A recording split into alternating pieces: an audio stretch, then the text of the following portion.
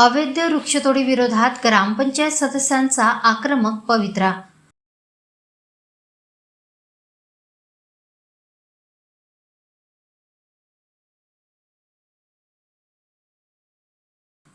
ग्रामपंचायत शास्ती परिसरात विनापरवानगी करण्यात आलेल्या वृक्षतोडीचा गंभीर प्रकार उघडकीस आला असून या प्रकरणी ग्रामपंचायत सदस्य मधुकर झाडे यांनी ग्रामसेवकाकडे लेखी तक्रार दाखल केली आहे।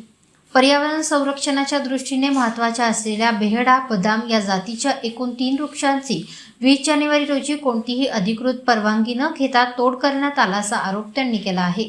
सदर वृक्षतोड महाराष्ट्र वृक्षतोड अधिनियम कायदा 1964च्या स्पष्ट उल्लंघनात होत असल्याचे नमूद करत संबंधित ठिकाणी तात्काळ भेट देऊन पंचनामा करण्याची तसेच ज्या कर्मचाऱ्यांच्या देखरेखीखाली ही बेकायदेशीर वृक्षतोड झाली त्यांच्यावर कठोर कायदेशीर कारवाई करण्याची मागणी तक्रारीत करण्यात आली आहे।